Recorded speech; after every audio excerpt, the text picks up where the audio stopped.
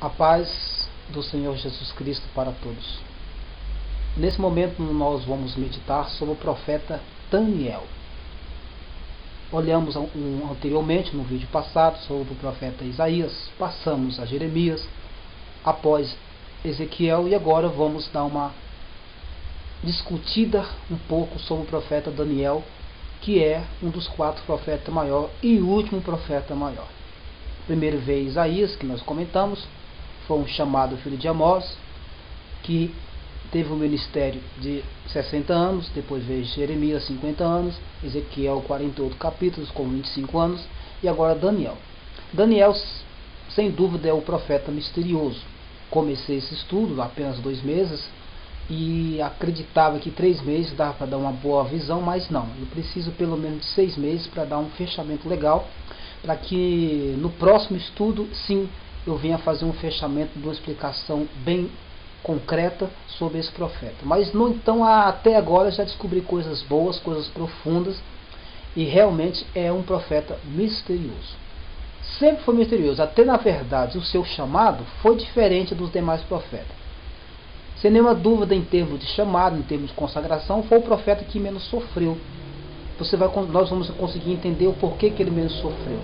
Vamos dar uma lida em Daniel 1, para que nós venhamos abrir o nosso entendimento para buscarmos alguma explicação sobre esse profeta. Daniel 1 diz assim: No ano 3º do reinado de Joaquim, rei de Judá, veio Nabucodonosor, rei da Babilônia, a Jerusalém, e sitiou.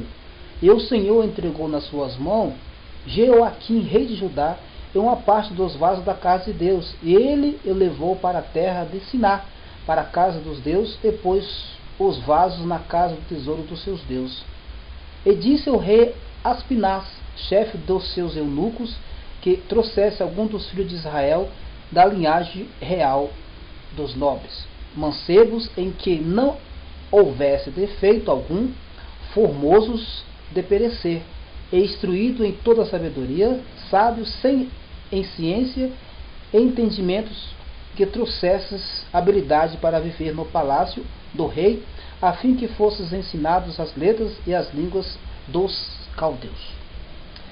Nessa abertura nós eu vou conseguir te explicar a diferença do chamado dos demais profetas para o chamado de Daniel. Os demais profetas foram chamados em prosas, em busca.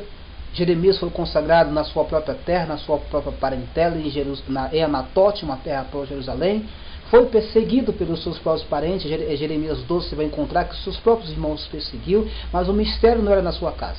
Deus enviou esse jovem para Jerusalém, e ali atuou-se como profeta, teve um ministério de 50 anos em Israel, pregando para os reis daquela cidade, para mudar as leis, enfim, tentar fazer Israel voltar ao seu povo. Ezequiel também não foi diferente. Ezequiel foi levado a cativo, na verdade, 8 anos após Daniel. Daniel foi antes. É incrível isso aqui. Daniel ele foi antes de Ezequiel. Na sequência de livro, o profeta Ezequiel encontra-se na frente, mas o primeiro a chegar na Babilônia não foi Ezequiel, foi Daniel. Já veio o primeiro mistério. Daniel, ele foi para a Babilônia, basicamente é cativo. Por que não exatamente é cativo? Na verdade, nesse ano de 606, foi invadido Judá, que era governado pelo rei Joaquim, e saqueou, na verdade levou mais bens, os tesouros da casa, levou a Siná, que nós lemos aqui, levou para a Babilônia e saqueou. Só que nessa meada de homens que foram também a cativo, o rei mandou separar alguns jovens de boa sabedoria, boa formosura e da linhagem nobre. Ou seja, Daniel não era pobre. Da linhagem nobre. O que são os nobres? São os ricos. Classe média, alta. Enfim, nós não temos uma divisão. A classe nobre. Eu não quero qualquer pessoa, eu quero jovens formosos, bonitos, boa formosura e de grande inteligência e sabedoria. Daniel já era inteligente. Ele já estava preparado, basicamente. Aí foi escolhido Daniel, Sadraque, Meseque e Abednego, foi o jovem que foi escolhido para ir para a corte do rei. Portanto, como eu mencionei, ele teve mais sorte do que os demais profetas. Ezequiel foi consagrado depois que o rei Nabucodonosor invadiu Jerusalém no ano de 597 a.C., lá em 2 Reis 24, versículo 8, você vai encontrar que rei Joaquim perdeu a guerra para Nabucodonosor e foi levado ao cativo 10 mil homens, como nós lemos lá no estudo passado. Está aí nesse livro, se você procurar nas minhas páginas, você vai encontrar essa passagem que ele foi levado. Era casado, perdeu sua esposa na guerra, depois ficou escravo na terra da Babilônia pelo rei Nabucodonosor, e Deus o encontrou ele e consagrou como profeta, toda aquela abertura, aqueles feitos que o céu se abriu, aí apareceu, ele foi consagrado, mas passou por grande peleja. Daniel, ele foi separado a dedo, como se fosse um concurso público levado para a Babilônia, para servir na corte do rei. Isso significa que Daniel tinha tudo na mão. É como se tivesse conseguido uma bolsa escolar, uma bolsa para fazer sua faculdade. Tinha na mão escola, tinha na mão cursos, falava em línguas estrangeiras, idiomas, era muito inteligente Daniel. Daniel era sábio demais. Mas ele conseguiu algo mais profundo do que isso. Além de servir o rei da Babilônia, ele servia ao rei dos céus e da terra. Ele era um crente, estava voltado a Deus. E aqui você vai encontrar, logo na abertura, no capítulo 1 ao 2, que ele começou a negar os manjares do rei, começou a se separar-se naquela terra totalmente para Deus. Mesmo tendo tudo na mão, ele ainda conseguiu negar os gozos, os manjares, os vinhos, as feitiçarias, a prostituição. Ele negou tudo ali servindo a Deus na corte do rei. Aí começou a grande perseguição. Ele não podia participar do manjar do rei. Começou a grande perseguição. E logo então o rei teve um sonho. A coisa começou a pegar fogo aí. O rei teve um sonho. E esse sonho diz que perturbou o coração do rei. E o rei saiu-se na cidade procurando religiosos, sábios, feiticeiros, qualquer pessoa para revelar o seu sonho, que encontraria posição espiritual. Mas ninguém conseguiu revelar. No então, o rei irou-se, você vai encontrar aqui nesse capítulo 2 em diante, que ele irou-se e mandou matar todos os sábios do Oriente. Essa visão. Matar todos os sábios. Você sabe quem ia nesse pacote? Daniel. Já estava contado a morte logo na abertura. Porque Daniel, Sadraque, Mesaque e Abednego estava separado também como um sábio. E se ele mandou matar todos os sábios, ele estava no pacote. Daniel já ia morrer logo na abertura. O negócio pegou. Mas Daniel, com a visão de Deus, o capitão foi lá da guarda, lá falou o recado, entregou o recado, olha, aconteceu assim, ninguém interpretou o sonho do rei, e o rei mandou matar todos os sábios do Oriente. Daniel falou assim, leva um recado, o rei me dá 3 dias. E Daniel desceu na profundidade pedindo misericórdia de Deus. E Daniel foi até o rei interpretar o sonho. Mas uma coisa que me chamou a atenção sobre a interpretação desses sonhos do rei, que nós conhecemos muito, é muito pregado, em Gênesis 42, lá em diante, quando José interpretou o sonho para Faraó, Faraó chegou-se e comentou o sonho. Agora você vai entender esse mistério. Ele comentou o sonho. Ele falou das 7 vacas gordas, 7 vacas magras, as 7 espigas de milhos formosas, 7 espigas de milhos queimadas e secas que não podia se comer. Ele comentou o sonho para José. Não, então José, com a força que tinha, com o poder de Deus, ligado a Deus, com o Espírito Santo, revelou para Faraó aquele sonho e passou a ser governador do Egito, depois de ter passado por grandes provações. Não foi verdade? Mas agora preste atenção nesse sonho aqui.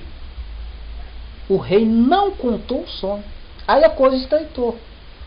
O rei simplesmente disse, olha, eu tive um sonho e me perturbou. Aí já começam os mistérios de Daniel.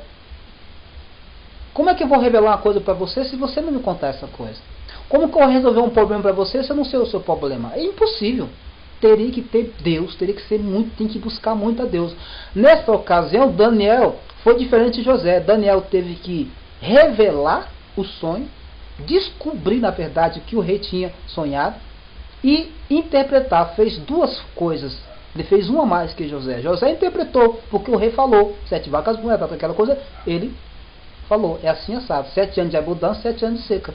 Agora, aqui nesse sonho do rei Nabucodonosor, Nabucodonosor chegou assim, ó, eu tive um sonho e perturbou, me dá a revelação. E agora? Só que Daniel, cheio da unção, ele conseguiu revelar o sonho e interpretar o sonho. Olha, senhor rei, você sonhou da seguinte forma, de uma grande estátua, que a sua cabeça era de ouro, o seu peito era de prata, as suas mãos e os seus pés era de bronze, e lá embaixo de prata, de ferro e barro. Tudo isso significa alguma coisa, senhor rei. Aquela cabeça que se ouviu naquele sonho daquela grande estátua de ouro é você, o seu império, a sua força. Deus te colocou como cabeça, como rei nesse mundo, nesse país. Só que, senhor rei, aquele peito de prata ali simboliza um outro reino que vai surgir aqui dentro, um anti-babilônico que vai te atormentar. E mais embaixo a coisa vai pegar, vai surgir, na verdade, o medo Pérsia, seria a cidade de Pérsia que chegou, seria para derrubar Nabucodonosor. E lá embaixo também a situação pegou mais ainda, chegou até o reinado de Roma. Ou seja, vai chegar países que vai surgir nação dentro dessa nação que vai chegar a destruir a sua pátria. Ai, meu camarada, você revelar, interpretar, tem que ter muito Deus. Foi exatamente o que aconteceu e que precisou para o rei se prostrar. Ele se prostrou, ele dobrou de joelho diante de Daniel e disse: esse seu Deus é Deus. E naquele momento Daniel já conseguiu grandes cargos. Daniel conseguiu ser abundantemente abençoado. Ele passou a ser governador da corte. Era aluno, passou a ser governador da corte. Ganhou as bênçãos, incenso de ouro, ganhou tudo. Passou a governar, a liderar o palácio com o rei. Foi a primeira grande bênção que ele ganhou. Passou pelo primeiro vale da morte. Então eu falei, Daniel não sofreu perseguições para ser consagrado. Ele sofreu vale de morte. Muitos vales de morte Daniel sofreu. Então chegou até a cova dos leões, que é tão pregado em nossa igreja. Depois de 60 anos que foi acontecer isso aí. Depois de 60 anos, depois da morte do rei Nabucodonosor, e que governou Belsazar, que o rei Nabucodonosor chamava Daniel de Betelsazar, mas lá na frente teve um rei chamado Belsazar, que Belsazar, que ele se foi tomar incenso com os copos de ouro de Deus, aqueles copos que nós lemos aqui que levaram o tesouro de Salomão. Ele foi tomar vinho e blasfemou, e o anjo escreveu na parede e ninguém conseguia interpretar, e Daniel interpretou, e mais uma vez Daniel foi consagrado, mais uma vez como líder. Só que nessa ocasião, os ministros, seus amigos de trabalho, iraram-se. O que eu faço para derrubar esse cara?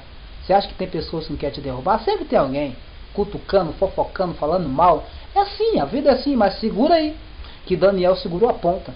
Olha, não tem como condenar esse cara. Esse cara nega tudo, está na posição, ora 3 vezes por dia, de manhã, meio-dia, de noite, com os olhos voltados para Jerusalém. Por que ele orava com os olhos voltados para Jerusalém? É uma pergunta, sabe por quê? Porque Jerusalém é a terra de Deus. Então ele na verdade, ele voltava para Jerusalém não só orando, mas ele era o intercessor para o nosso povo. Está vendo só? Daniel teve muitos mistérios. Ainda estou começando. Eu não vou conseguir trazer para você uma profundidade, mas espera aí, daqui a 4 meses eu volto, viu? Segura aí a ponta, que eu vou voltar com uma coisa gostosa sobre esse profeta. Toda a revelação dessa profundidade, eu vou tentar buscar um resumo aí para a gente estar debatendo um pouco na frente. É 2 meses, as coisas que eu faço é bem feito. Demora, mas sai bem feito. Eu achava que com 3 meses conseguiria dar uma pinchelada. Que eu dou uma pincheladinha. Minha pincelada são 6 meses.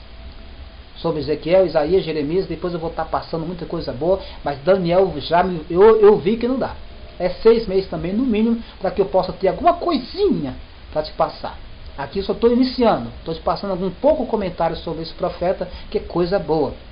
E tá, ele foi lançado na cova dos leões, foi o que os ministros conseguiram derrubar, tentar derrubar Daniel. Foi essa parte da cova dos leões que é tão pregada nas igrejas. E Daniel foi lançado, a cova fechou e os leões se tornou travesseiro pela fé. E ele foi livre da morte. Mas uma coisa que me chamou muita atenção aqui também foi a situação de Sadraque, Meseque e Abednego, que foi lançado na fornalha de fogo para ser queimado também por não adorar as imagens. Só que nesse ponto aqui, quando ele foi lançado na fornalha de fogo, um dos que falou de Jesus foi Daniel. Mas como? Estou dando uma lidinha, mas depois eu vou te explicar direitinho. Mas um profeta que falou de Jesus foi Daniel. Sabe como? Assim. Passeava os 3 servos e um homem semelhante ao filho do homem. Quem era o filho do homem? Jesus. Jesus desceu lá para salvar Sadraque, Meseque e Abednego. Foi o filho do homem No céu não existe outro filho do homem a não ser Jesus. Então Jesus desceu aqui. A primeira vez que um profeta fala que Jesus desceu na Bíblia foi aqui. Claro que lá atrás teve as profecias do profeta maior, que é o profeta, o segundo profeta maior, que foi Isaías, que é considerado o profeta messiânico, ao qual que profetizou mais a vinda de Cristo, sem dúvida, já expliquei isso lá atrás. Isaías 7,14, uma vez conceberá, dará luz a um filho. Isaías 53, olhando para ele, nenhuma beleza vindo para que puder desejar. Ele foi sofrido, humilhado entre os povos, mas ele levou sobre si as nossas dores. O castigo que nos traz a paz estava sobre a sua pisadura, sobre o sará. Todos esses feitos você vai encontrar lá, da passagem do profeta messiânico. Se falou muito sobre ele, profetizou muita vinda. Mas aqui Daniel viu Jesus, o quarto homem, semelhante ao Filho de Deus, ou passeava com aqueles homens na fornalha, e as suas roupas não se queimaram, e nem a fumaça cheirou no seu chapéu. Deus deu livramento. Quem serve a Deus, Deus dá livramento. Daniel não podia participar. Quem sabe Daniel não lia o Salmo? Não é verdade? Quem sabe Daniel não lia o Salmo? O Salmo foi antes de Daniel. Quem sabe? Salmo 1.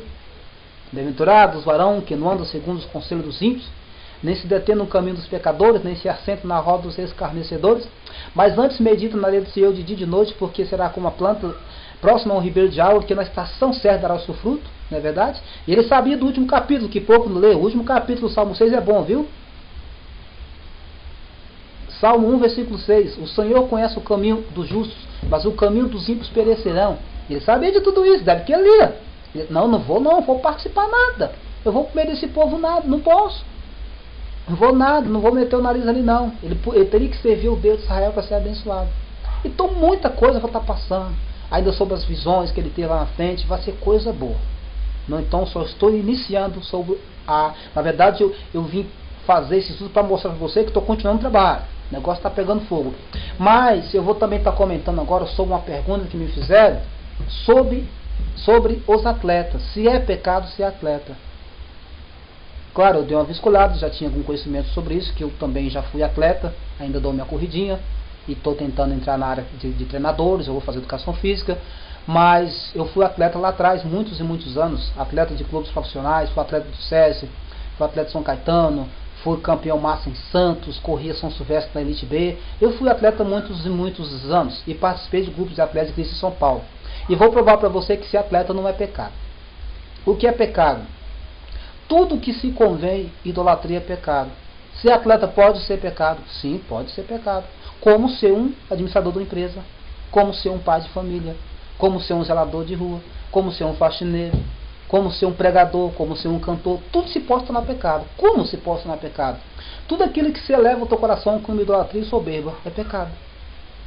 Eu vou ler em Coríntios 15, 9, versículo 15. Vamos dar uma lidinha lá. O apóstolo Paulo ele comentou um pouco sobre o atleta de Cristo. Aqui, ó. 1 Coríntios 9, versículo 15. Vou ler a carta de Paulo sobre o atleta. Mas eu de nenhuma dessas coisas usei e não escrevi isso para que assim se faça comigo. Porque melhor que eu fora morrer do que alguém fazer vã essa minha glória. Tá vendo só? Melhor do que eu morra do que fazer de vã essa minha glória. Então o apóstolo Paulo não falou, Senhor, é pecado ser atleta, sai fora disso, não. Ele falou que não queria se gloriar. Eu não quero me gloriar. Você vai entender, calma aí. Porque se anuncio o evangelho, não tenho que me gloriar, mas me imposta esta obrigação. Ai de mim se não anunciar o evangelho. Então, na verdade, eu não se ser um atleta de Cristo, não tem que se me gloriar nada. Eu não vou abandonar o esporte, mas dentro do esporte eu preciso pregar o evangelho. A minha obrigação como cristão é pregar o evangelho em qualquer profissão que existir na minha vida. Eu posso me profissionalizar como atleta, sim, mas dentro do meu esporte eu vou pregar para o meu técnico, vou pregar para os meus amigos atletas, vou pregar para quem está me assistindo, vou pregar dentro do ônibus, dentro da viagem. Aí sim eu estou começando a ser um atleta de Cristo. Eu estou começando a agradar a Deus. Aí que nós vamos encontrar aqui, ó, no versículo 24 desse livro, Coríntios 9, 24.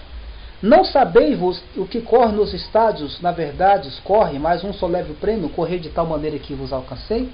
Muitos correm nos estádios, e falou sobre o corredor. Muitos correm nos estádios, mas um só leva o prêmio. O que ele quis mencionar com isso espiritualmente? É correr e ganhar medalha? Sem dúvida. todos correm, mas um só o primeiro. Sempre vai ser assim na história do esporte. Sempre vai ter o primeiro. O primeiro leva o maior prêmio, será o primeiro. Em todas as posições do mundo, dentro do esporte ou dentro de qualquer outra modalidade esportiva, até da vida e em profissões também. O primeiro sempre mais bem sucedido, mais honrado. Mas ele quis mencionar com isso o correr atrás das almas. Ele quis mencionar aqui sobre a coroa incorruptível. Quando eu ganho um clube, eu sou patrocinado, ganho um carro, ganho um patrocínio, ganhei enfim, eu estou bem vinculado dentro do esporte, eu consegui boas posições, tanto como correr bem como clube, eu estou bem. Graças a Deus, continua assim e chega onde você pode chegar uma Olimpíada, não tem problema nenhum, não é pecado nenhum. Mas vou dizer uma coisa, dentro desse caminho, não se esqueça da sua coroa incorruptível. O que vem a ser, nós vamos encontrar aqui, eu vou correr, mas se você ler nesse livro 9, do 15 anos sobre o atletismo, você vai encontrar um ponto sobre a coroa incorruptível. O que é incorruptibilidade e o que é corruptibilidade? Corruptível é tudo aquilo que você alcança debaixo de Deus. Tudo aqui na terra é corruptível. O que você ganhar de um palito de fósforo a um apartamento é corruptível. Se você ganhar títulos é corruptível, se você ganhar dinheiro é corruptível, se você ter sua esposa, sua casa, as suas corruptibilidades, se você tem filho, é sua herança, é corruptibilidade, casa, tudo que você ganha debaixo do céu é corruptibilidade, tudo que você vê aos olhos é corruptibilidade. Só que dentro desse caminho, eu preciso também ter visão da minha coroa incorruptível, que aqui ele falou no versículo 2, a minha obrigação é ganhar a alma. Então se você é atleta e quer ser salvo, seja um atleta de Cristo. Prega o evangelho onde você está. Começa a ter visão da sua coroa incorruptível, que é a coroa da glória.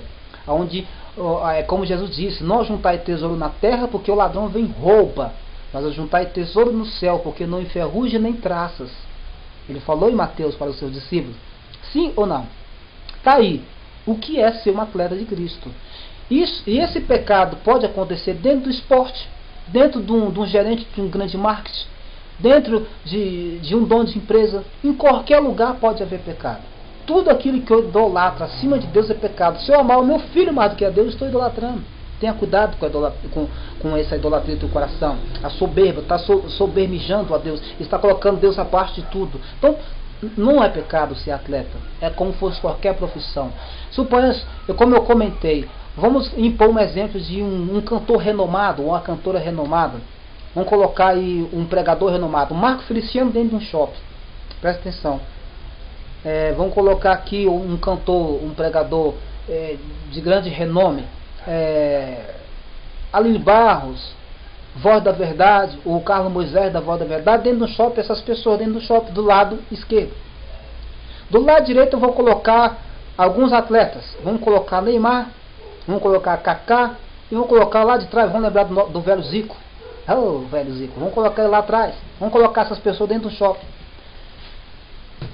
Vai ter fila de autógrafo do lado do Zico e do Neymar? Vai ter. Vai ter pessoas pedindo autógrafo do lado do Aline Barro e do Marco Feliciano? Vai ter. Então todos eles não estão com glória? Estão com glória. Todos eles não alcançaram glória? Alcançaram glória.